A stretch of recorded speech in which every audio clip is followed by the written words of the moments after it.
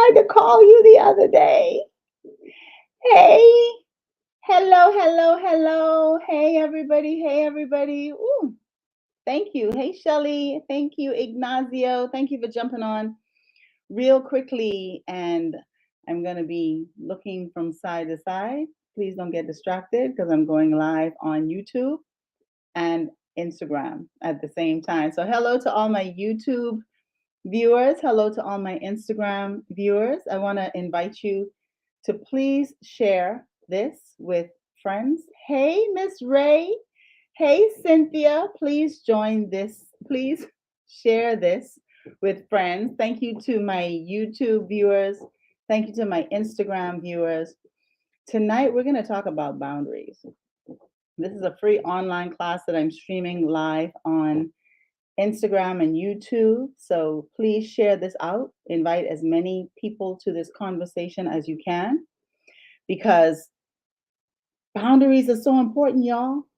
And for some reason, there are some people who feel uncomfortable with setting boundaries, and there are other people who feel uncomfortable with people's boundaries. But boundaries are necessary for a healthy relationship. So I really want us to get into this tonight. Hey, Shelly, I want to invite you to leave comments. If you have any questions, I'm actually going to open it up for questions at some point. But if you have any questions, and if I don't get to your question, just please type it in again because you know how Instagram live goes and YouTube live with the comments. Sometimes they come in really, really quickly and I might miss some of the comments. So, if I don't answer you, I'm not ignoring you. Please be patient with me because I'm doing two live streams at the same time. So I'm going to be looking from one screen to the next.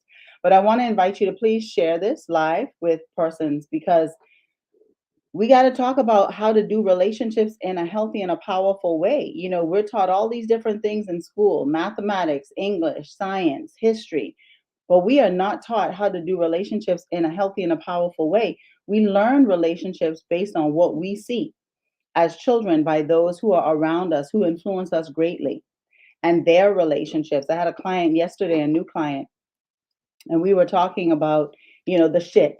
Y'all know my name is Danica Carruthers. Let me establish protocol. Good evening, everybody. My name is Danica Carruthers, and I talk shit: shame, hurt, insecurities, and triggers. And the thing is, we all have experienced shit, and we've experienced it through relationships: shame, hurt, insecurities, and triggers. And one of the reasons why a lot of people are so uncomfortable with boundaries, with setting boundaries, with establishing boundaries, with listening to boundaries is because of the shame and the hurt and the insecurities. We often take so many things personal in our relationships. We take other people's shit on as our shit. And listen to me, y'all need to stop taking on other people's shit, right? Because the same way I got to go to the bathroom and eliminate for myself personally, you cannot do that for me. We cannot take on other people's shit: shame, hurt, insecurities, triggers. We cannot take on other people's baggage. We cannot dim our light because we're trying to coddle somebody else's darkness. We can no longer be okay with not showing up in the essence of who we are, in the power of who we are, in the amazing of who we are, because we're afraid to step on someone's toes and make somebody feel insecure. If you're a powerful person in a relationship with a weak person who feels insecure in your light, who feels insecure about you shining in your fullness, that is not a relationship that you need to be in. But I'm going to talk to you tonight about establishing boundaries and setting boundaries. And maybe if you establish these boundaries and set these boundaries and give yourself permission to communicate your boundaries, maybe you can work it out, right? But too many people are in these suppressive, oppressive, depressive relationships and afraid to make some moves, afraid to communicate how they feel. But boundaries are necessary, and boundaries are not about pushing other people away. Boundaries are not about keeping people out. On the contrary, boundaries are about creating a safe, secure space for you. Boundaries are about self care. Boundaries are about taking care of yourself. And if you're not able to communicate freely, powerfully, confidently, your boundaries to other people, those things that make you feel uncomfortable, those things that are non-negotiables for you. I mean, we all have things that we don't like. We all have things that we won't tolerate, right? And we have to be willing to communicate those things to people who we're in relationships with. We got to get out this mindset of expecting people to read our minds, expecting people to know what our emotional needs are, expecting people to know what our physical needs are if we're not willing to communicate those things. And I said in the video that I posted this week, if you are in a relationship and you are afraid to communicate how you feel and what you desire and what you need and what doesn't work for you and what makes you feel uncomfortable, that is not a relationship that you need to be in. And when I talk about relationships, y'all, I'm not just talking about relationships between a man and a woman, or a woman and a woman, or a man and a man who love each other. I'm not just talking about intimate relationships. I'm talking about all kinds of relationships. I want y'all to answer this question for me. Do you feel that children should be allowed to establish and set boundaries with their parents? Tell me in the comment section how you feel about that. So I'm talking about all types of relationships. And like I was saying, got a new client yesterday, and when we were talking and got into it, she had this view of her parents' relationship. So again, now remember, we learn relationships based on the relationships we see. We learn how to do relationships based on the relationships we see. And her perception of her father is he's amazing, and her perception of her mother was she's amazing. But as we got into our session, she identified that there was some things that she felt about her mother that she was like, I don't want to be like her, but I'm just like her. So when we don't see boundaries being established when we're children, when we're not given permission as children to have boundaries, it's difficult for us to be confident in boundaries. Yes, the tone we use towards them. Yes, we can share about, yes, absolutely, the tone. Thank you, Raf Chung, for that. Yes, you see, me, I'm a very passionate person, right? I'm from the islands. Y'all know I hit my passion zone when that accent starts coming out, right? It's about to come out now, about to hit the zone, right?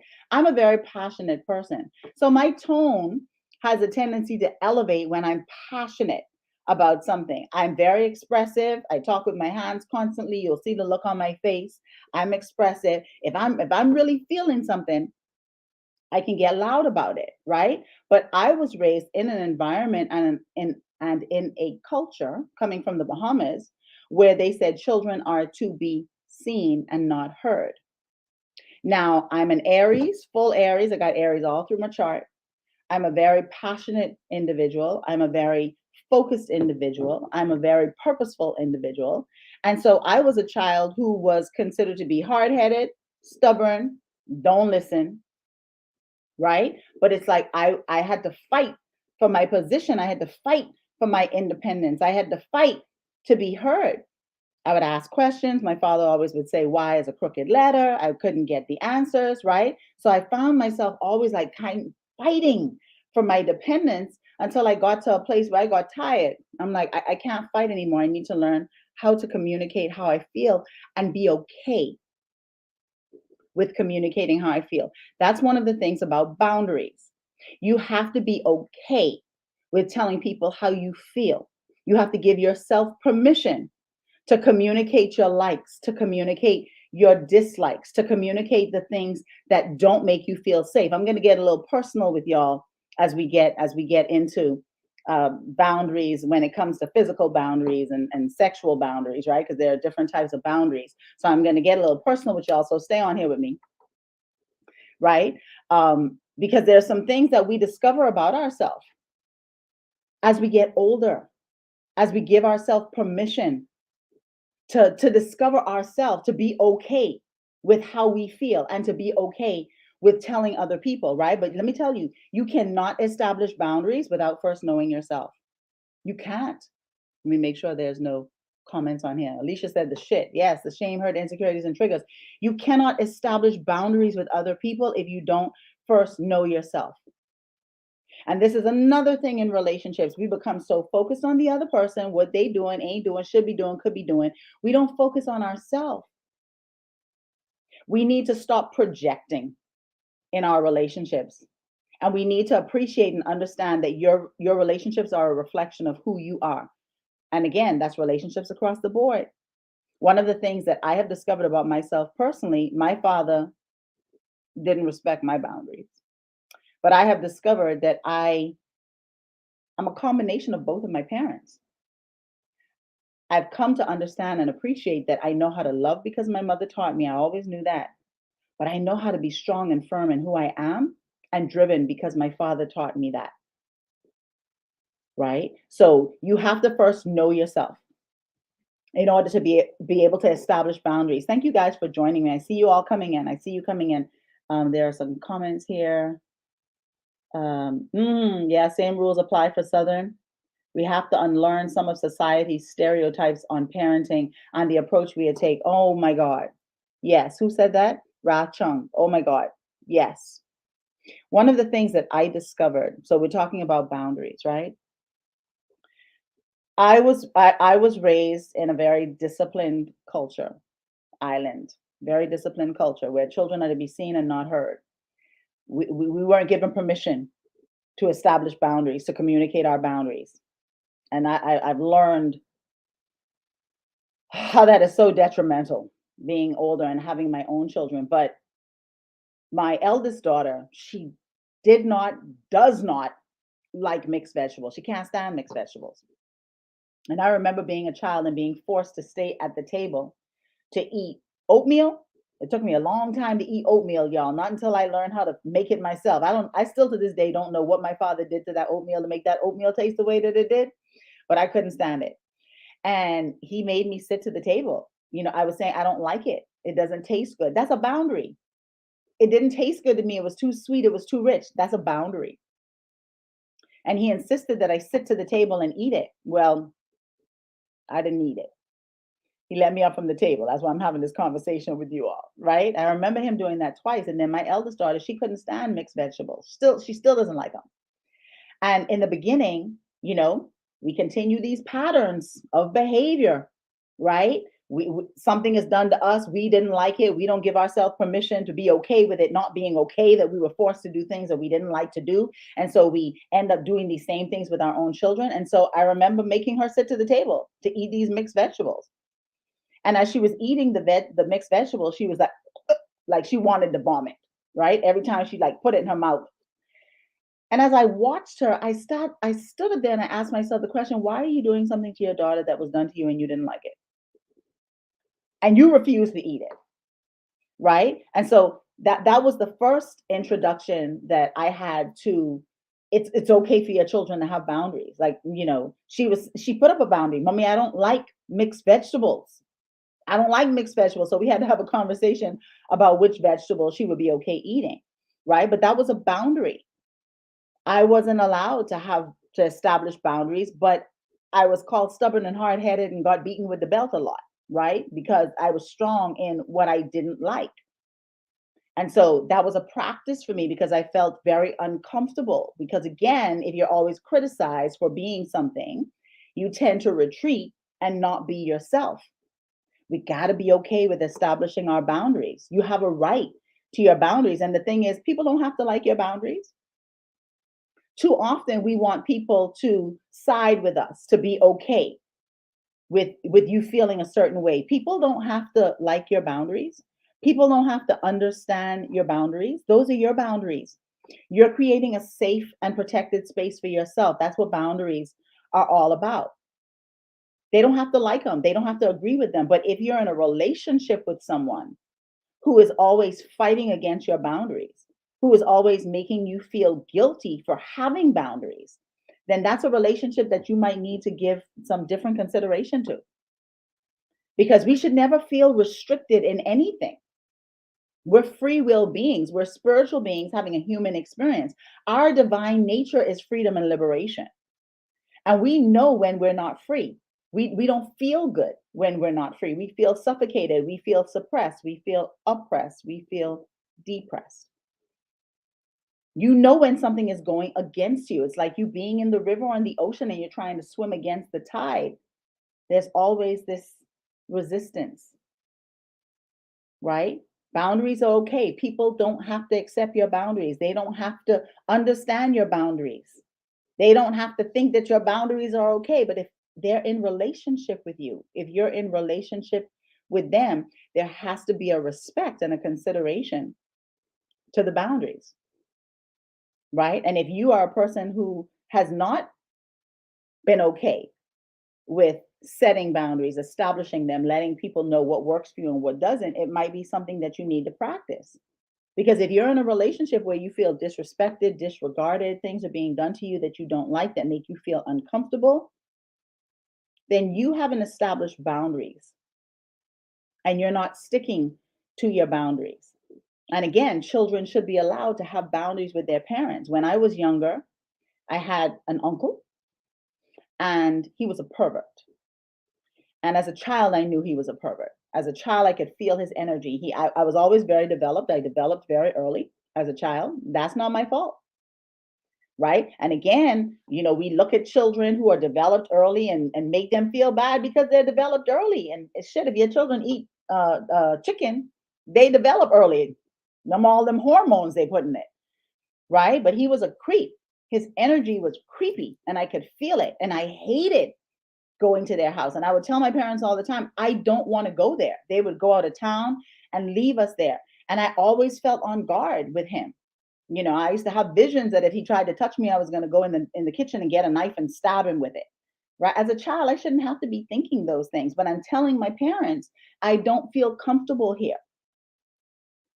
And that's not being regarded, right? And it was later proven that he was a pervert because it was discovered that he was molesting his daughter, right? But I was trying to establish a boundary as a 10, 11-year-old child, and that wasn't considered, right? Children are to be seen and not heard. What you feel doesn't matter, right? We do this stuff to our children.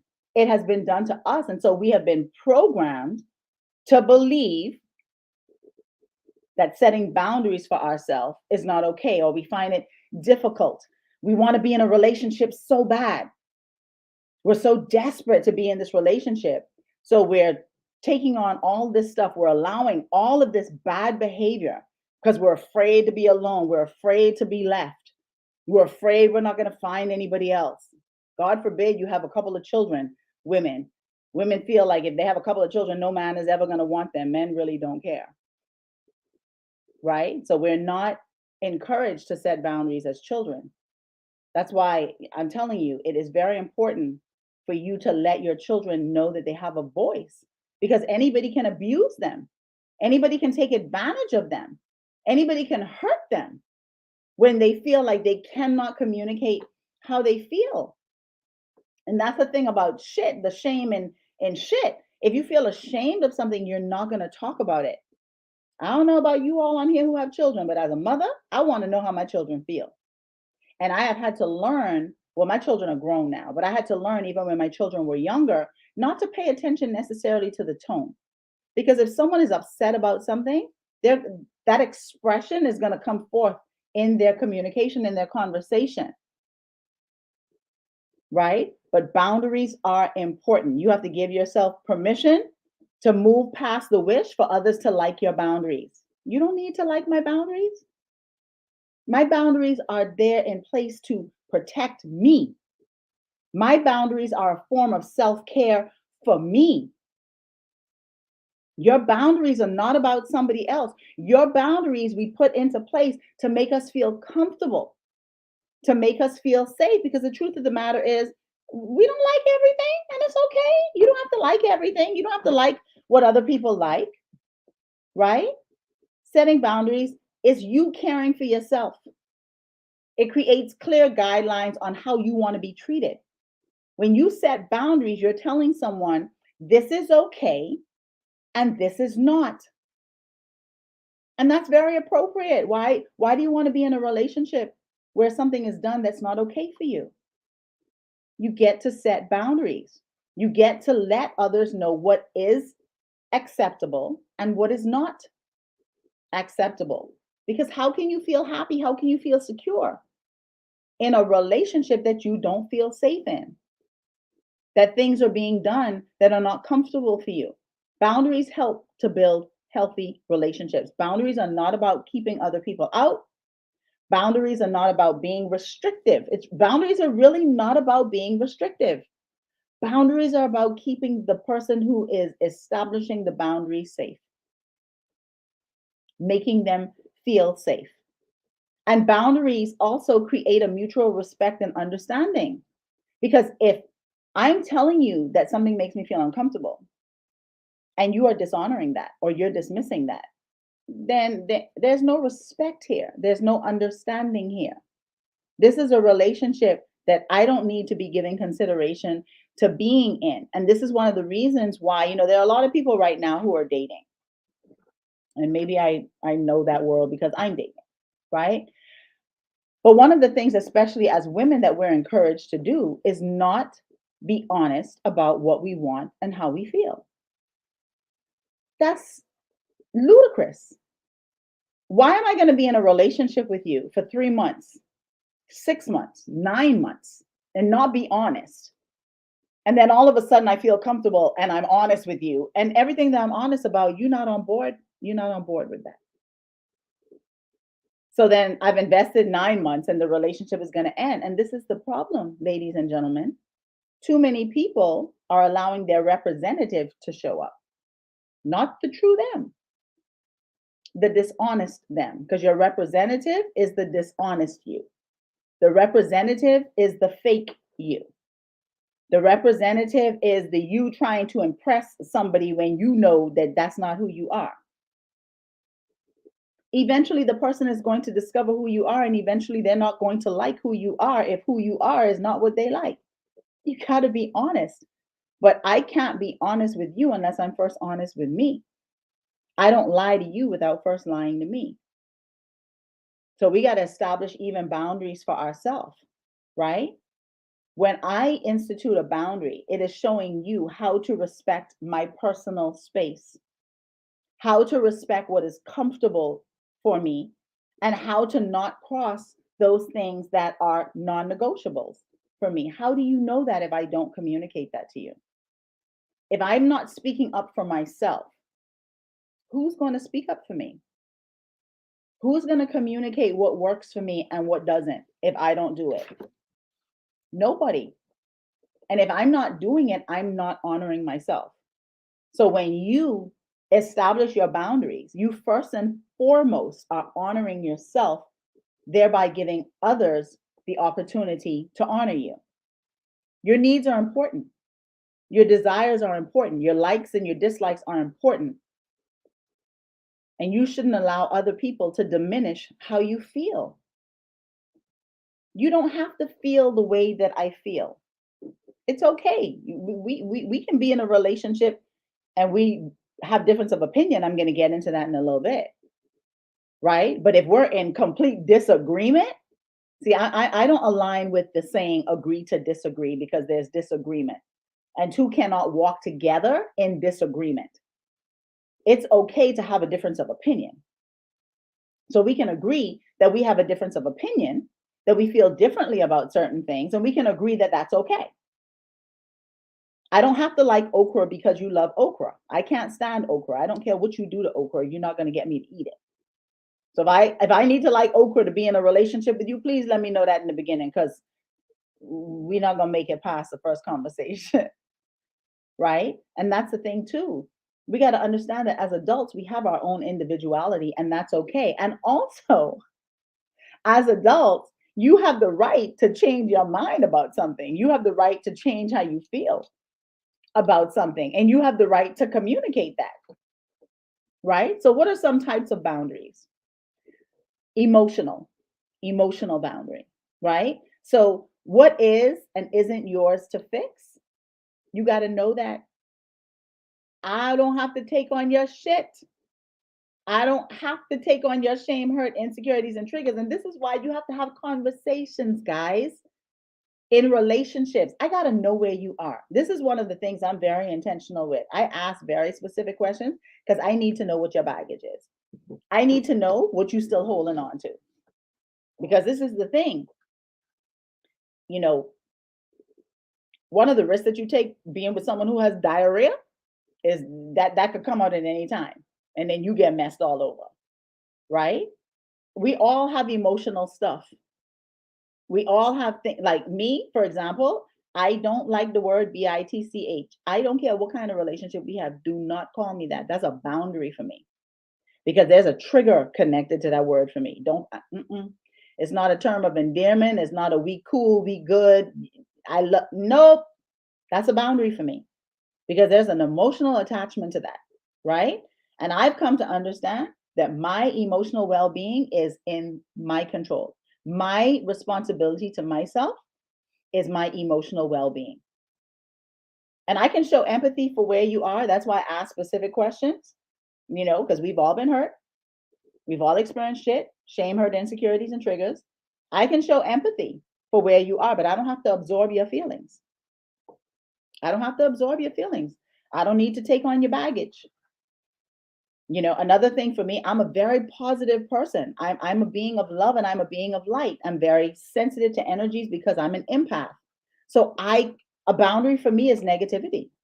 A boundary for me is complaining. I will not do a complaining person because I feel the energy. I'm helping people all day with their emotions. Can you imagine being with someone who complains all the time? No, that's an emotional boundary for me.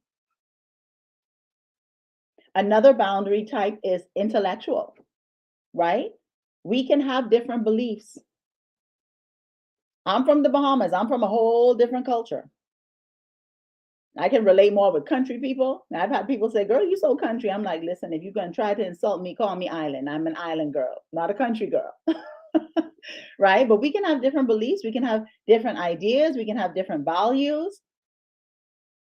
But I got to respect yours and you have to respect mine. I am spiritual. I'm not religious.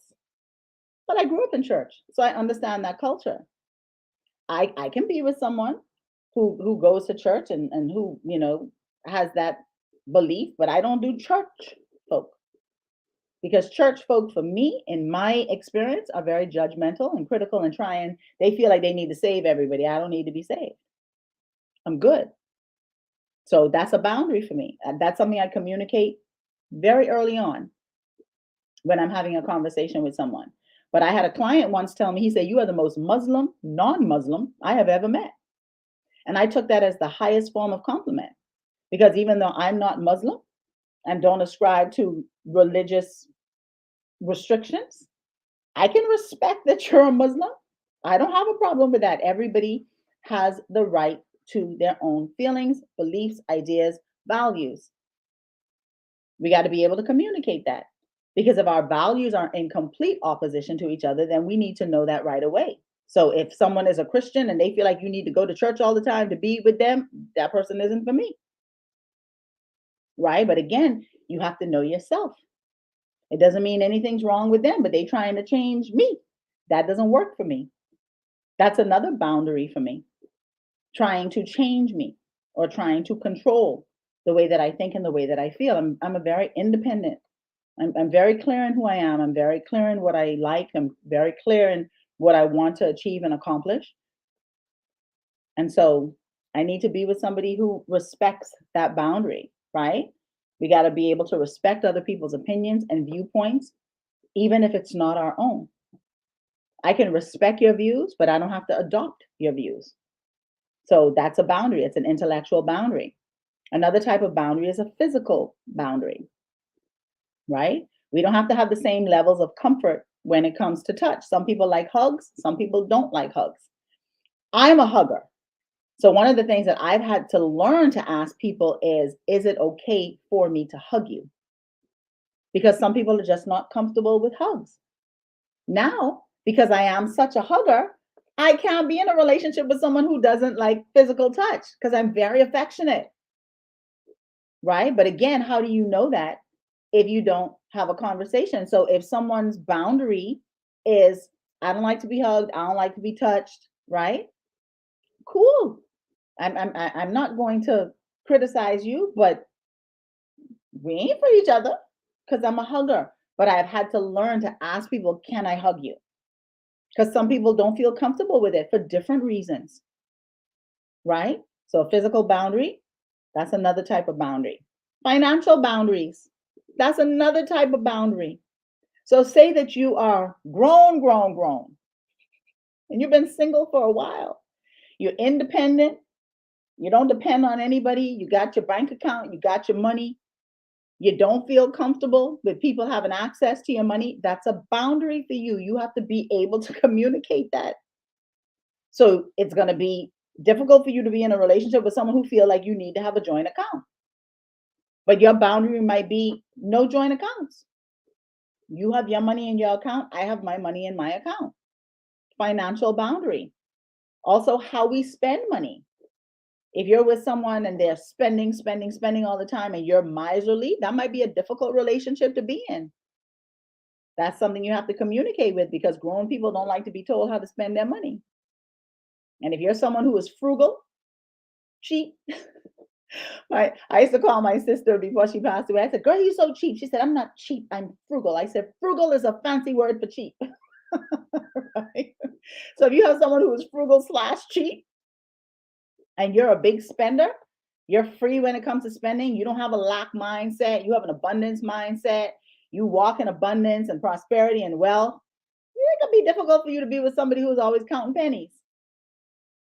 But for them, they might be like, "Listen here, I can't be with somebody who's spending money all the time. Every time I turn around, they spending money." That's their boundary. That's a difference of opinion, but that could be a difficult relationship to be in. You have to listen to what people say. People always tell you who they are. People always show you who they are. The problem is we don't believe them. Like Maya Angelou said the first time. People always tell you who they are. They always show you who they are. Another type of boundary is a sexual boundary.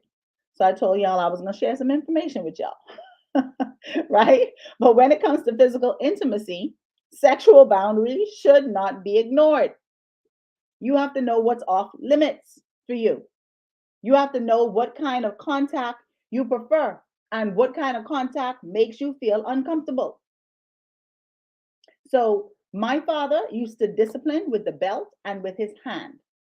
I can still, I'm grown now, like I'm 5'10", I have a size 12 foot, right?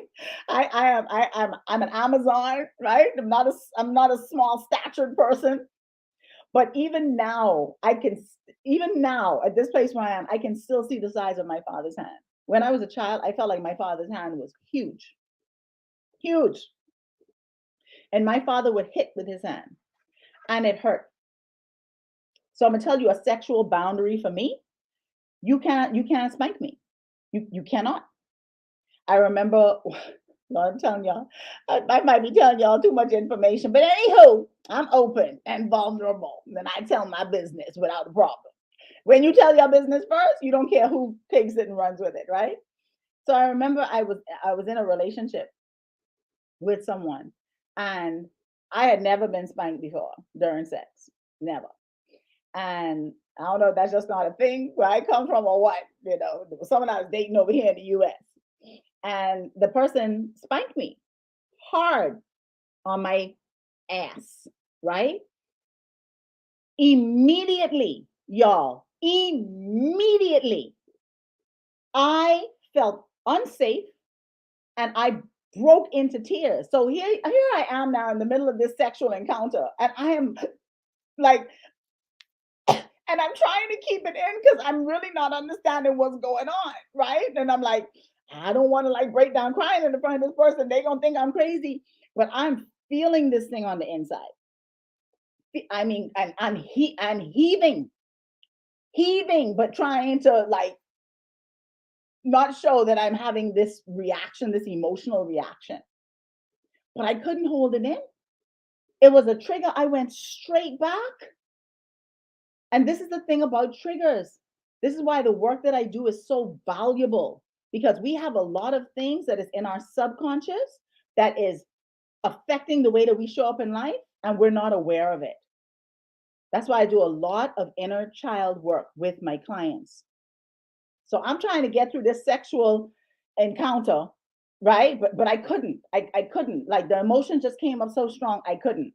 And then the sobs started coming out. And he was like, "Are you okay?" And I was like, "No," right? And had to stop and had to explain because it was coming up for me. Like I said, I knew what was happening. I went straight back to being beaten as a child by my father. So I knew what was going on. but this is someone who I hadn't known for a long time at that point, right? So I felt weird, but it was so real for me that I had to communicate that. And I said, you can't do that. You can't do that to me. That was too hard just now. That was a trigger. That sent me straight back to my childhood when my father used to beat me. And he profusely apologized for it. And we were in a long relationship and he never did it again, right? But again, sometimes your stuff comes up and you don't even know it's there. But when it comes up, you have to be willing to communicate. And that was just like an obvious boundary for me in that moment. I had to communicate that. I couldn't go through that anymore, right? Because I wanted to enjoy sexual connection. That wasn't making it enjoyable for me, right? So in relationships, we have to be able to identify what works and what doesn't work. So I want to give you some examples of some relationship boundaries for me, right? So in setting boundaries, we're supporting ourselves. We're giving ourselves an opportunity to feel safe and to feel respected in our relationships. Let me say that again. When you set a boundary, you're giving yourself the opportunity to feel supported, safe, and respected in your relationships. Because you're not going to feel safe in a relationship if you're allowing somebody to do something to you that is not comfortable for you, that doesn't feel good for you. And the worst thing to do is be in a relationship where you feel like you got to be lying about how you feel. At this age in my life, 54 years old, I refuse to do it. Refuse to do it. I deserve to be happy. You deserve to be happy. I deserve to feel safe in my relationships, any of them. And my children will tell you, I have boundaries for my children. And they have boundaries for me. And it's okay. We got to understand that it's a respect factor, right? If I want to be in a relationship with you, I need to be okay that you're not okay with some things. And I need to be okay with not bringing to the table those things that are not okay with you, that make you feel unsafe, that make you feel triggered, that make you feel insecure, right? But you got to know yourself in order to be able to communicate that to me. So let me take a breath. Let me take a pause. Let me look at see what the comments, what some of the comments are. Let's go over some of that. Let me see if anybody has any questions. I am going to open up for questions actually. So if you have any questions, please feel free to type them in the comment section. Ms. Ray says she grew up in it as well. Trellis is laughing. I don't know what Trellis is laughing. Maybe my sexual story. I'm just checking to see if there are any questions. Yeah, someone said sometimes you have to modify and listen by working together. Yeah, listen. If we're in relationship with each other, we got to be able to work together, right? A relationship should always be a partnership, and partners work together. Partners do not work against each other. If we're in relationship, I don't care what kind of relationship. Like I have an extremely close friend. She's my sister. She's not my friend. She's my sister. Like in my heart, in my soul, in my spirit, she is my sister. And when I tell you, I know beyond a shadow of a doubt that this woman loves me like she loves herself. And she knows that I love her like I love myself, right? You got to feel safe in your relationships. You have to. Other than that, you're doing a disservice to yourself. There's nothing worse than feeling afraid all the time. And it's affecting you physically. It's affecting you physically. If emotionally and mentally you are not well, you're not healthy, physically you are not well and you are not healthy, right? So one of my boundaries is we got to be able to communicate maturely and respectfully, even if we don't agree. Don't call me out my name, boundary, done. You call me out my name one time, I'm done. One time. Because we do not agree does not mean we need to argue. That's a boundary for me. I don't do arguments. Huge boundary for me. So if you're a person who like to fuss and cuss and carry on, I'm not going to do you. That's a boundary for me. We can not be of the same opinion. Doesn't mean that we need to disagree with each other. We just understand. We just feel differently in this area. Let's have a conversation about it. We can decide, which way we go.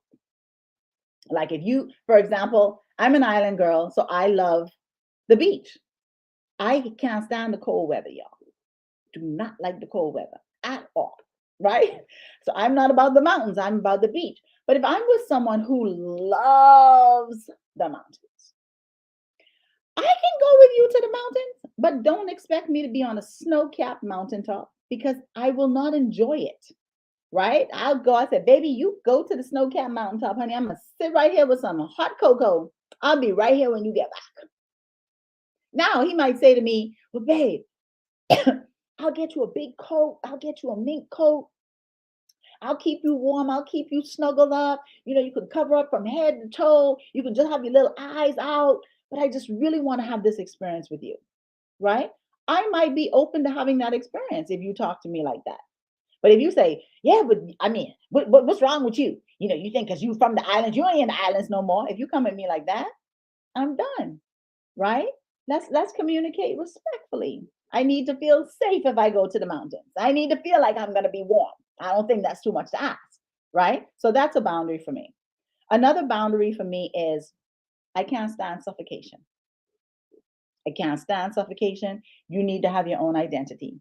Don't depend on me to feel validated. That's a boundary for me. I'm going to encourage you.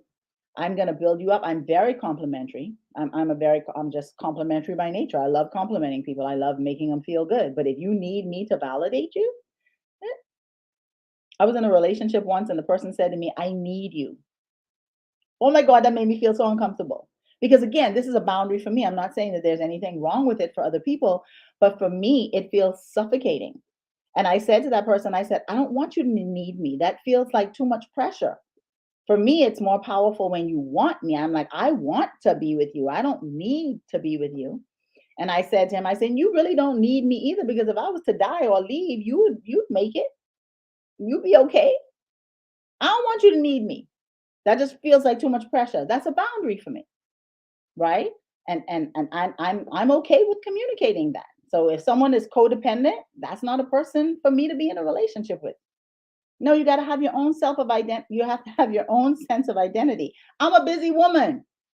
I don't have the space to be up underneath someone all the time. That's not for me. Now there are some people who love that. And if you love that, get with someone who loves that. Y'all could be up underneath each other all the time. But if you're with someone who's really independent, and they have their own life, especially if you're dating in your more mature years and you've been single for a while and you've kind of like, evolved and come to this self identity of, who you are, and you're good with it, have these conversations. Okay. Brad Chung said not a lot of people have that level of emotional maturity. You're right. And this is why I work with clients the way that I do. Because the thing is, we don't always know what we want. That's one of the things I find working with my clients. When we begin, I go into a very specific questioning with you to discover where you are. And you'd be amazed how many people don't know what they want. They can tell you a laundry list of what they don't want, right? But you got to move from the what you don't want to the what you want. You have to, because then you can't communicate who you are if you don't know who you are. But you're right. A lot of people don't have that level of emotional maturity. And that's why I'm so passionate about the work that I do, because I feel like we all deserve to get there. It is such a powerful place. It's such a powerful position. There's nothing worse than being in your life and feeling like you're powerless. It's awful. I know it. I was there. I was there in my 20s. It's awful. I attempted suicide twice in my 20s. It's awful. Right? So I'm grateful to be able to have arrived at this place for myself so that I can help other people to get there as well. Another boundary for me is personal space and quiet time. Like when I'm working, I don't like to be disturbed. And I like to have my own personal space. There are times when I need to decompress. So I'm a person, I will take tub baths, y'all, till my skin is like withering. I have no problem being in a tub bath for 2 hours. Yes, I keep turning on the hot water so that it gets hot. And if I'm in the tub having a bath, I don't want to be bothered. My little dog Wesley will come in there sometimes and whine. I'm like, you about to get put out. because you're disturbing my personal time, right? So my personal space is a boundary for me. When I want to be alone, when I want to be quiet, I need that, right? So because I know that about myself, I'm able to communicate that to somebody. And I communicate these things really, really quickly because, again, what sense does it make being in a relationship with someone who is in complete opposition to who you are, who is okay with doing things that make you uncomfortable? Another boundary for me is, listen, if you're a person who holds grudges, I can't do you. If you're a person who holds in resentment, I can't do you. A boundary for me is being able to voice your concerns. Tell me how you feel. Don't hold on to resentment because I might have done something and I'm not even aware of what I did. You got to communicate that to me. Don't hold in resentment. Don't do the silent treatment. That's a boundary for me. I don't do the silent treatment. Boundary. Let's talk about it. I'm a communicator. I'm a communicator. Another boundary for me is don't send me a bunch of text messages. Pick up the phone and call me. You don't need to call me all day. But if we're in a relationship, check in with me at least once a day. Let me hear your voice. Don't keep sending me a bunch of text messages. That's a boundary for me. I'm a communicator. Now my daughter, my eldest daughter, and it's funny. It's funny she and I had to come to this agreement of what works best for us, right? Because I'm a communicator. She don't like talking on the phone. She prefers to text, right? So our agreement, I don't say compromise because I feel like compromise is somebody having to, not get what they want when the other person gets it, right? Our agreement is like Snapchat. So like we're video chatting with each other. So, she'll do a little video, send that to me. I'll do a little video and send it to her. It feels like we're talking to each other. We're having a conversation that way. So again, we can come into agreement. We can find something that works for both of us, right? But she already know. If too much text going back and forth, I'm picking up the phone to call. But she understands that about her mother, and she calls me her one good mother. So we're okay with it. Ms. Ray said, yeah, I hate texts, especially the long ones. Oh my God, it takes too much time to text. I'm too grown for that. Now, that's for the young people. Now, young people don't like to talk too much, right? But I'm telling you about my personal boundaries. We got to have a conversation. Don't do the silent treatment. That's a boundary for me, right? If we can't talk about something that's going on, we got a problem, Houston. Another boundary for me is if I'm talking to you about something, don't walk away from me. Don't walk away from me. That's a boundary. Because, see, for me, that's a rejection, right? And rejection is something that I, had to work through because of my relationship with my dad, right? So if you getting upset in a conversation, just let me know. Listen, I got to go and process this. I find myself reacting to this. I'm getting a little upset. Let me go and process this. I need to cut this conversation right now, but we'll come back. Tell me that, but don't just walk off from me. Because for me, that's very disrespectful. For me, that's, showing no regard for how I feel. Because again, I'm a communicator. I prefer to talk about it, but I can understand that, sometimes you got to take a break from it. That's fine. But tell me that. Don't just walk away. So those are some of my boundaries. What are some of your boundaries? I'd love to hear some of your boundaries. Type them in the comment section. What are some of your boundaries? Do you know them? Do you feel comfortable telling people your boundaries? Do you feel comfortable establishing boundaries? Do you feel comfortable when people set boundaries for you? Because again, boundaries is not personal. I said set them for you, but it's really not about you. They're setting boundaries for themselves. They're creating a space for themselves in which they feel comfortable. Just checking to see if anybody commented in YouTube. I have more people here on Instagram, right? So tell me what some of your boundaries are. Your personal boundaries should always be communicated and they should always be heard. Somebody said, a lot of people are not emotionally mature. Are you emotionally mature? Tell me, call yourself out on here. Are you emotionally mature? Do you consider yourself to be emotionally mature? Do you realize after this class tonight that you have some work that you need to do? Where are you when it comes to emotional maturity? Where are you when it comes to communicating what makes you comfortable and what makes you uncomfortable? Where are you with that? You know, I got a couple sexual boundaries. I was just gonna share what. No, I'm not telling y'all that, but I have a couple of sexual boundaries, and I do communicate those like in the beginning, right? And then two, like for me, another thing is like if I'm in a relationship with you, I'm not waiting until I'm getting married to have sex. Now, for some people, that's a boundary. For some women, they're like, nope, not giving you the cookie until I get married. Me, I'm not willing to get married. I'm not willing to take the chance to get married to somebody and the sex is awful, right? So, no. So, a boundary for me is we got to see what that's like. But for some people, a boundary is like, nope, nope, you can't put your hand in the cookie jar, right? So, again, it's knowing yourself. It's knowing yourself. Alicia said, I need some, but I'm too old. Alicia said, I need some, but I'm too old to change. You're never too old to change. I'm calling bullshit on that one. You just don't want to change. Now, if that's your truth, that's your truth, right?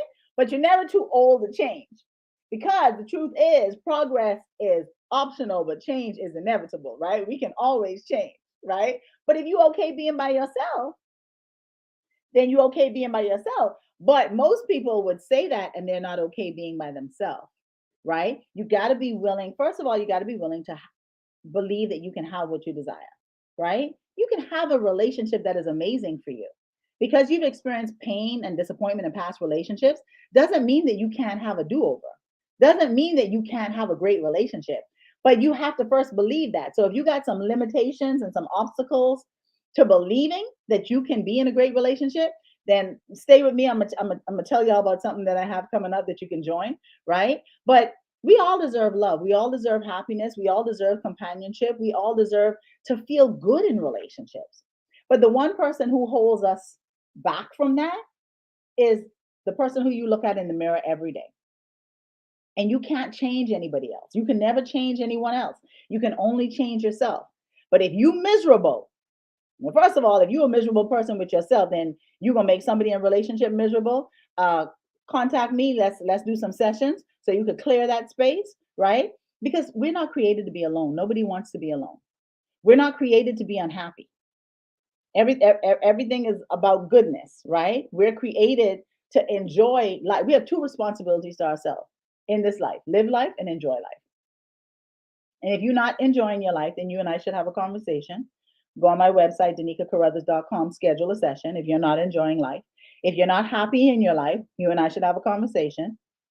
Go to www.DanikaCarruthers.com, schedule a session. Let's have a conversation. If you don't feel peace, you and I need to have a conversation because peace is your responsibility.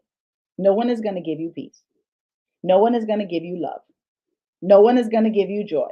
Now, somebody can support your joy. They can support you being happy. They can support the love that you experience in your life, but it's too much pressure to want to get that from somebody. And the thing is, if you give them the power to make you feel loved, you give them the power to make you feel unloved. I love me so much, I am never going to feel unloved. Never. Because I'm never going to create space for any energy that makes me feel that way. Life is too amazing to be depressed and suppressed and oppressed. It's too amazing. There are too many things out there for us to be able to experience. But you have to know that you deserve happiness. You got to want it for yourself. And then you got to do whatever is necessary in order to be able to get it. Right? So, let me look in the comment section. Oh, some comments coming in. Let me read these out, y'all. Oh, so a boundary for Miss Ray is lack of respect. Yep. But what does respect look like to you? That's the thing. A lot of people throw that word around a lot. What does respect look like for you? What do you need to feel respected? Alicia, I'm going to be laughing at your comment all night. Yeah, sexual compatibility is huge, honey. Listen to me. I'm grown, honey. I am grown. All that other stuff, that's for little girls, right? As human beings, we are mature in areas where we are aware of the things we know, but immaturity in some of our blind spots. That's true. That is true. That is true, Miss Chung or Mr. Chung. Yeah, we do have blind spots, right? And again, I tell my clients this all the time. If you're triggered by something, it is not the other person because the trigger is yours. That other person is just highlighting something that's in you, and you need to sit with your trigger. So again, let me be transparent with y'all. So I'm working with a branding specialist right now. So I'm doing some coaching. She's my coach, and I told y'all I had this thing about rejection, right, from my father. And so she was saying some things to me. It was like kind of like some harsh words. Like she was kind of checking me in some areas of business, and I felt it. Like at first, like I felt it right here. It was like, oh my god, right? And I felt the emotion, and we were on a Zoom call, so she saw it, right? But as I felt the emotion, I'm processing within. It's like, okay, Danica, what's going on right now? What's going on? Where's this coming from? What is the feeling? Where are you feeling it in your body? And what is the root of this? What's happening? Right? So, we talked, she shared what she had to say, and then she said, I saw some things, so talk to me. But she delivered it with such grace and love. Like I had to recognize this was my thing. This was not about her. This was an emotional wound inside of me that I identified was not completely healed and sealed, right? But I said to her, I acknowledged her for delivering it with such love and grace. I said, you delivered that with such love and grace that even though I felt it, it had not, I didn't feel bad from you. It was something that was happening inside of me that was connected to something that I had experienced, right? So again, we all have blind spots, but when we feel things in our body or when we have a certain reaction to things, triggers, we need to be willing to sit with that. Stop making that about the other people. People don't make you feel no kind of way. You don't have the power to make me feel bad. You don't have the power to make me feel bad. That feeling is mine. Now, something that you said or did might have triggered something in me, but that's an unhealed something in me that I need to sit with, right? So we need to stop making other people responsible for our feelings. Your feelings are yours, and you're responsible for those feelings. Alicia has sexual boundaries, like sex. I like sex too, girl. I told you I'm grown, honey. Shit. Um, Respect how I feel and not downplaying my feelings. We can always agree to disagree. Yes. Yes, one lovely. And so, like I said earlier, I don't know when you jumped on, but for me, I don't agree to disagree because I don't do disagreement because two can't walk together unless they be in agreement. Now, I can agree that we have a difference of opinion. I can agree that we don't feel the same way about something, but that don't mean we need to disagree. We just in two different places, right? Like you love okra, I can't stand it. Like, you might think it's crazy. Like how could like someone who's like from Louisiana, right? They're all about okra, right? They might look at me and say, "How the hell could you not like okra?" Listen, I don't like okra, so I'm not gonna tell you don't make your gumbo without okra. For me, I just will eat something different. I don't even want you to change how you make your gumbo. I'm just gonna eat something different, right? Respect means being heard, seen, and being able to express love for feeling the way you feel. Absolutely, completely agree with you. Boundaries are your mission statement. Woo! I like the way you put that. That's a good way to look at it. Boundaries are your mission statement. Hmm. Yeah. Like for me, boundary is the thing that I live by, right? Like that. That's about boundaries are like almost like a value system for me. But I love that mission statement. I so needed to hear this, Miss Me So Blessed. You're welcome, honey bun. Thank you for joining. So listen, does anybody have any questions? Is there anything that you toying with, struggling with right now in this area of boundaries and you kind of want some guidance on it? Put your questions in the question box. And those who are on YouTube, give me your questions as well if you have any questions. Let's do some question and answers. Sexual boundaries. You can't be boring. Okay. Woo! You can't be boring and you can't be a 1 minute person either. You can't be selfish. Mm-mm. Did that in my 20s, honey. Listen, my first husband, I couldn't stand having sex with him. I could not stand it. There was nothing about it that was enjoyable. Nothing about it that I liked. As a matter of fact, I'm a person who really learned my body and learned what I loved and what I liked as I got older because I became a mother. Like I had my first child at 21, my second child at 23, my third child at 27, right? So, and then I had big babies, y'all. Like my first one was 8 pounds, second one was 9, 13, third one was 8, 5. So I had weight on and I was really uncomfortable with the way I looked in my 20s. So I really didn't learn my sweet spots and my body until I got older. And that's another thing too. Somebody said in the comment section, about, reaching a level of maturity sometimes later on in life. And that happens, right? But listen, when you discover you, be okay with talking about it. Okay? And the thing is, like Alicia said in here, she said, I love sex. I do too. Like, I'm not pious, I'm not religious. No, we're not doing all that chase shit. Nope. Like I said, I'm not gonna get married. I'm never gonna get married to somebody unless I know what I am getting. I am that person. I need to test drive the car. I'm not gonna go and buy a car without test driving it, y'all. That's me personally. You don't have to feel the same way. I'm just telling y'all how I feel, right? But I'm grown. I have a right to that. And if you don't agree with it, that's fine. But you don't get to disagree with it for me. You cannot agree with it for you. And that's what I'm talking about when I talk about these boundaries of agreement.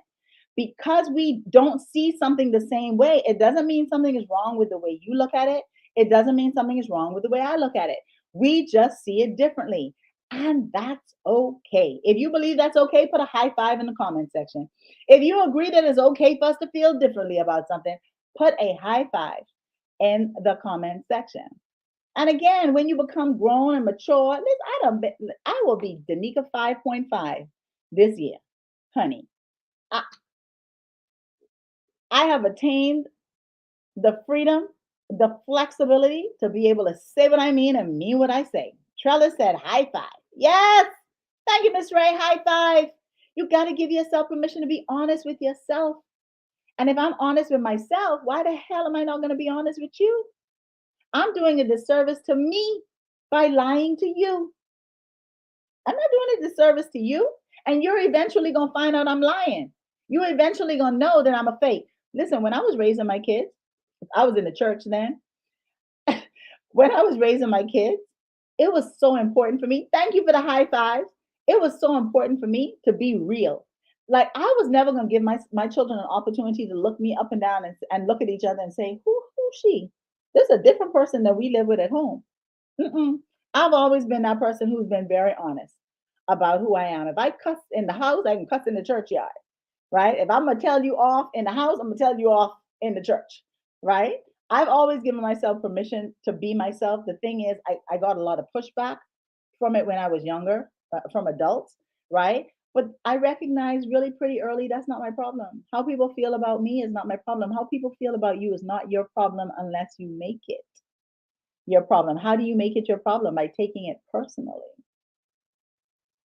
How do you take it personally? By letting other people affect the way you feel.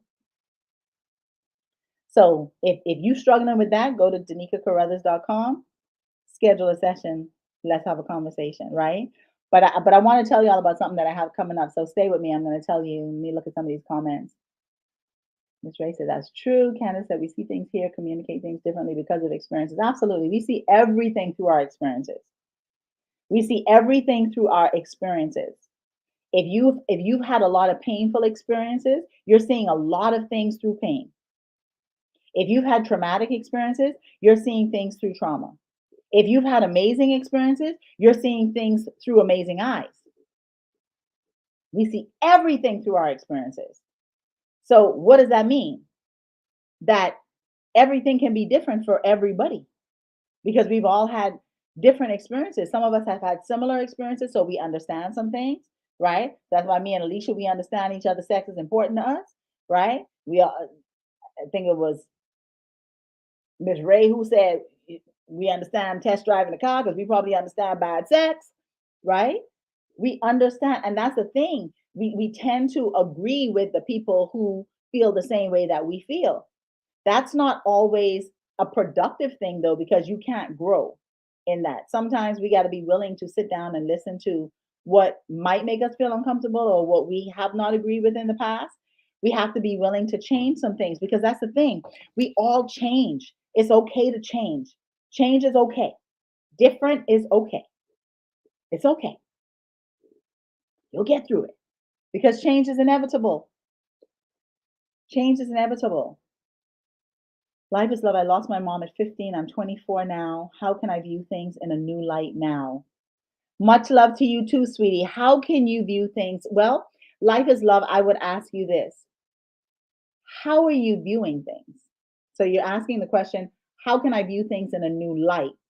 What is your perception? What is your view? How are you viewing things? Tell me that. Maybe gonna go into a little and look like I'm gonna go into a little coaching session because I understand that grief. You know, my sister passed away when she was 29. Her son was 4. And so like, we kind of raised her son along with his father. So I understand, that being growing up without a mom, and it's very, very difficult. At 15, you're like coming into that woman season, right? So that's a time when we really need our mom in so many ways. So my heart understands, how you feel, but how are you viewing things? Candace says, schedule a session with Danica. Thank you, Candace. Things are stagnant energetically, like things haven't been right for almost a decade. Okay. So do you want to see things differently? Life is love.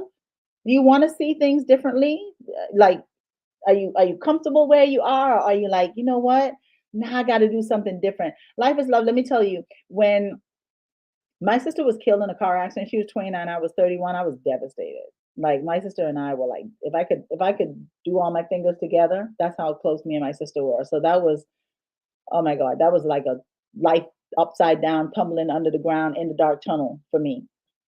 And I was in so much pain emotionally. And I remember I looked at myself in the mirror one day and I didn't recognize myself.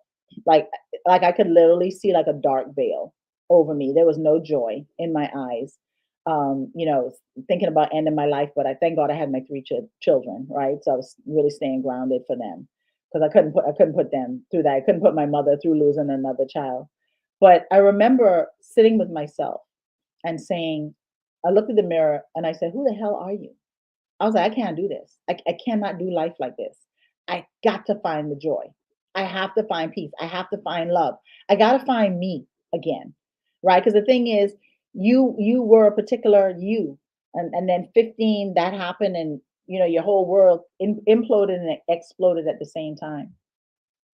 But I decided I wanted something different. At that time, I didn't know what I was going to do. I didn't know what that looked like, but I knew I was going to find it because I decided I was going to find it. I could not stay in that dark night of the soul. It was too heavy. It was too devastating for me. I couldn't stand the way that it felt, right? So if you want something different, sweetie pie, then I'm going to challenge you to reach out. Let's have a conversation because I can help you with this. That's my jam. Grief is my jam. I've been through a lot. I've been through a lot of loss, a lot of grief, a lot of tears, heartbreak, heartache. So I know that. I know that world. I know that energy. So let's have a conversation. Go to DanicaCarruthers.com and book a session. Let's have a conversation. I can definitely help you with that. But it's kind of like you got to decide what you want. And if you want joy, and if you want light, and if you want love, that is available to you. You would not want it if you couldn't have it. You wouldn't want it if you couldn't have it. This is, and I don't want to sound insensitive with this. I want you all on here to hear my heart. If you judge me, it's not my business. I'm asking you not to, because what I'm about to say, I know what I'm talking about because I've been through it, right? Death is a very difficult experience. It's very difficult. It disrupts you emotionally, mentally, spiritually, energetically, right? It disrupts you. But the thing is this, death is a part of life. It's something that none of us can escape. We're all going to experience death. We're all going to experience the loss of a loved one, and we're all going to die one day. It's just a part of the life process. You can't have life without death, and you can't have death without life. It's just a part of this earth experience, right? So it's something that we need to learn how to process because we're all going to experience it unless you die as a small child, right? You're going to experience death. And even if you die as a small child, you've experienced death, right? It's just a part of the process, and it's not finality. A lot of us, have been conditioned to believe that it's the end. It's not. I can tell you because I communicate with people who have crossed over. When I'm doing sessions with clients, their loved ones often come through who have passed over. I communicate with my mom and my dad all the time. I've had literal physical experiences with my sister, with my best friend who died when I was 22. I had experience with my grandmother who died when I was 10 years old. That's when I first identified the gift, but I was terrified to death. of it. I've learned to embrace it. It's such a beautiful thing. And I can tell you, I've had conversations with my father after he passed, and he told me some very specific things, right? So we don't end when we leave these bodies. So I want to encourage you with that. I tell you that to encourage you, right? But again, grief is a process, and we have to process it. We got to process it. It's part of life. It's a part of the life process that we have. My wife lost her father at 12, and she's 24 now, and I can see the pain. It affects everything in our relationship. Well, it does. I can tell you that. Again, your wife needs to be healed from that pain. And the thing is, we can love people. We can love people in their place of pain. But this is the truth. If they don't want to move from that place, there's nothing really that you can do for them. They have to want the other side. They have to want something different. I went through that. I was devastated when my sister died. I was lost. I was hurt. I was in so much pain. I became a totally different person. But not until I wanted something different to that feeling that I was having was I able to move through it. And some people just stay in that mourning. They just stay in that mourning process because they don't know how to move forward. That's one of the reasons why people stay stuck in grief, because they don't know how to move forward without the person who they lost, right? And the thing is, you can move forward with them. You don't leave them behind. I didn't leave my sister behind. I didn't leave my mother, my father, my best friend behind. I take them with me every day. As a matter of fact, let me show y'all something. I have my daddy here on my desk. And it's like kind of like my tribute to him and my daddy. And these are things that I really discovered about him after he passed. And this is my way of honoring him, because I didn't have a good relationship with him when I was growing up, but I learned so much about my father in my adulthood, and I appreciate him so much now. So again, I carry them with me. I don't do life by myself. They're with me. Like my father is here with me like you know, every day, and like talking to me. So like he's supporting me in my success, honey. So I would love to talk to you and just kind of help you. And the person who said about their wife, encourage her to seek some help to help her to process that. Like I said, listen, y'all, I don't have a problem tooting my own horn, because I know who I am and I know why I am. And I am as amazing as I am at what I do, because it's my heart, is my soul, is my passion, is my calling. I'm an empath. I feel people pain. I know where you at. I tap into your soul. I know what's going on. I get downloads. I'm there with you, right? Spirit is speaking to me about you.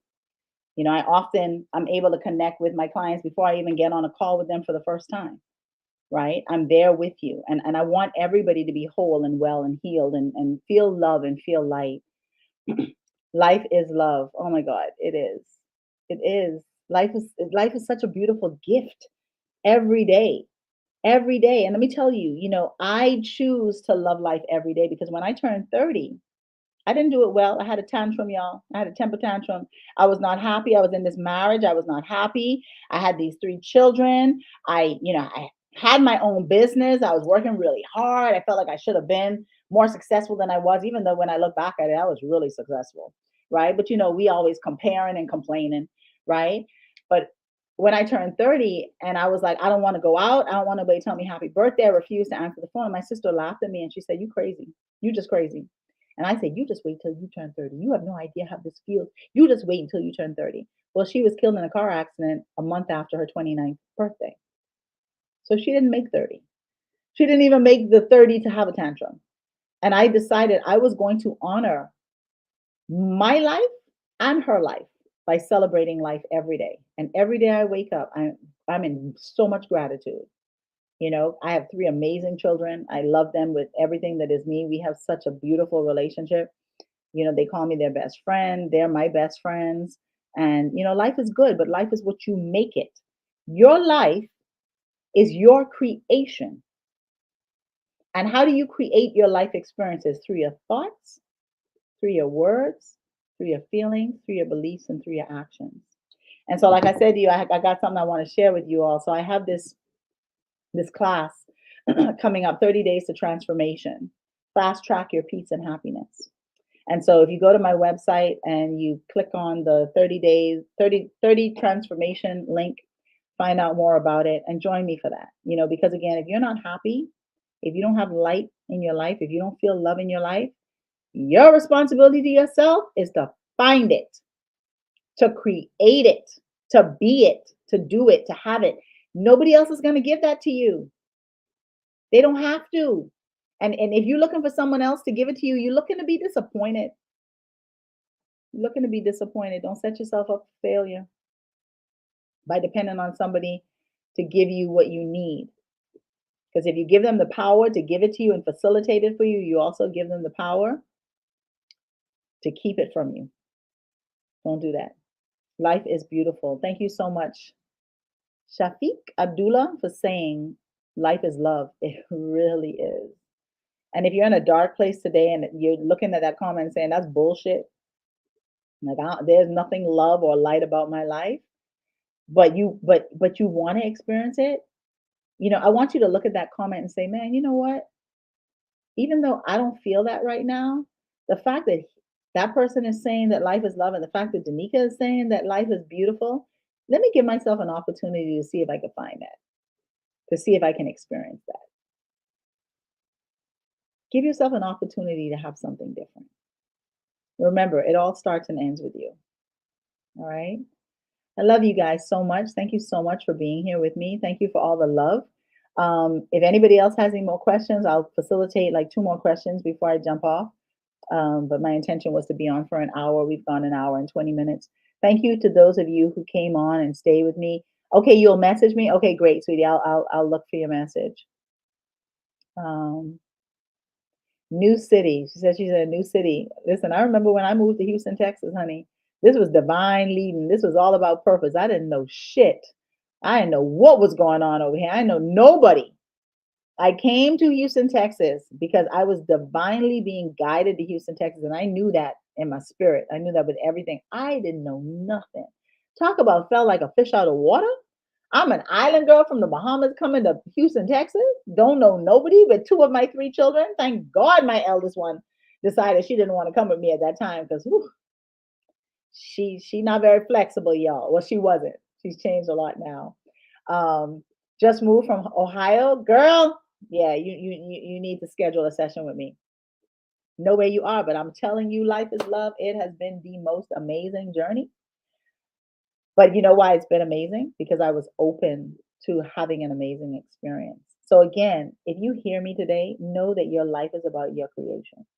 If you don't like the life that you live in and you feel like you want to have a different experience, give yourself an opportunity to have it. Go to my website, DanicaCarruthers.com, book a session. Let's have a conversation. I promise you, I will get you there. I just ask that you be open and that you show up. That's all I ask. And I will get you there. Miss Ray, you in Houston? Awesome. Let's have a conversation. Thank you all for your support. Thank you for following me. Thank you for coming on my live with me and not letting me have to talk to myself. I don't know what I'm going to do with this. I know it's long. I don't know if I can upload it to Instagram. If not, I'm going to take some nuggets from this and do some edits and put some things out there. But again, I brought a smile to your face. Yes. Awesome. And that's all I want to do, And listen, when I tell y'all, I am one of the most happiest people you will ever meet genuinely. Yes, because I refuse to be in this life freaking sad and depressed and stressed out. Hell no. Life is too good and too amazing for that shit. Oh, you just moved from Virginia. Wow. There's something special about Houston. There's something special about Houston. I discovered that when I first came here. There's something very special about Houston. I'm grateful to be here. I'm grateful to be here, and I'm excited to see what's about to unfold this year. This is a new season, y'all. 2023. It's a perfect time to position yourself for greatness. Position yourself for love. Lisa, position yourself for light. Position yourself. Life is love. Tay, position yourself for love. Position yourself for light. Position yourself for beauty. Position yourself. If you position yourself for it, you are going to experience it. I promise you that. But again, your life begins and ends with you.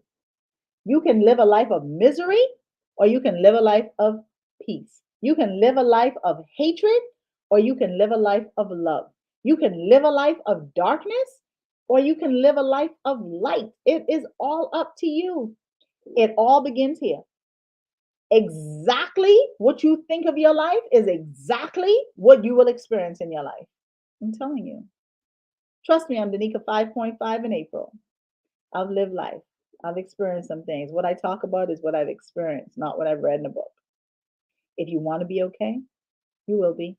And if you trust me, I'll help you to get there. I promise you that. I promise you. If you do the work, you won't get there. I promise you that. Yep, there's something about Houston, Ray. There's something special about this place. I'm telling you, something very spiritual. I believe personally that there is a major vortex here that just has not been discovered yet. And I believe it's about to be discovered. We're going to understand why we were led here. All right, beauties. Love you so much. Sending you so much love and light. Have an amazing weekend. Do something fun this weekend. I think I'm going skating tomorrow. Bought me some skates last year.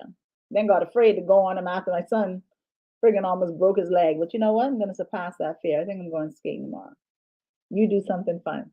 And keep following me. I appreciate so much you liking my stuff and your comments and everything. And let's just continue to be good and be loving and be light filled and be happy, right? Thank you, Miss Ray. Thank you. Thank you. Thank you. Thank you. Thank you. Much love to you guys. I'll see y'all soon. Go to my website, DanicaCarruthers.com, and check out the 30 transformation. Check that out. All right. Bye.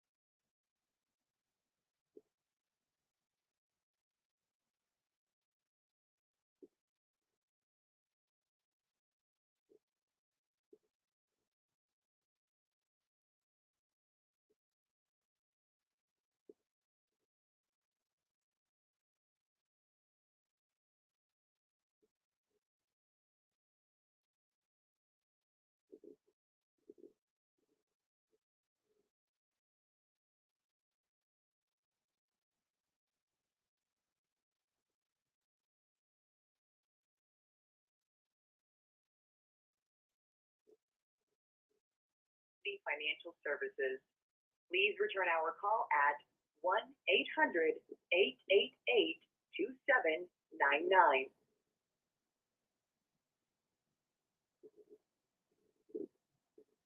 Financial Services. Please return our call at 1-800.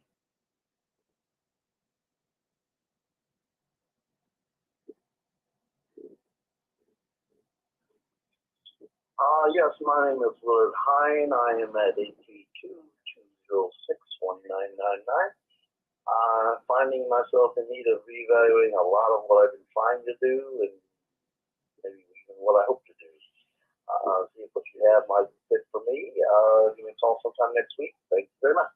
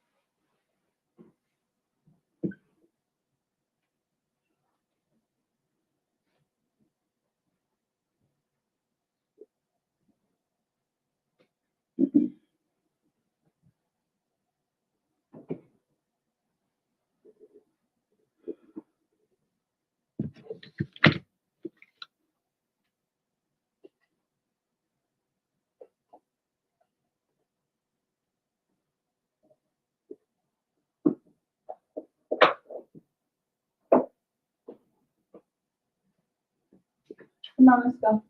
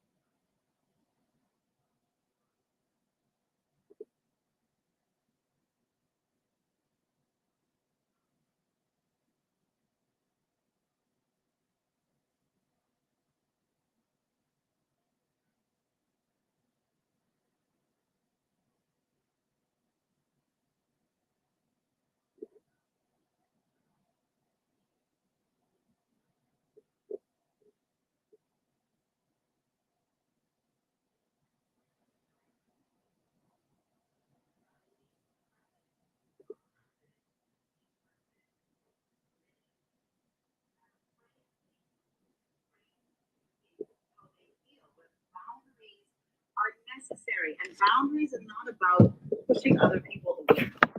Boundaries are not about keeping people out. On the contrary, boundaries are about creating a safe, secure space for you. Boundaries are about self-care. Boundaries are about taking care of yourself. And if you're not able to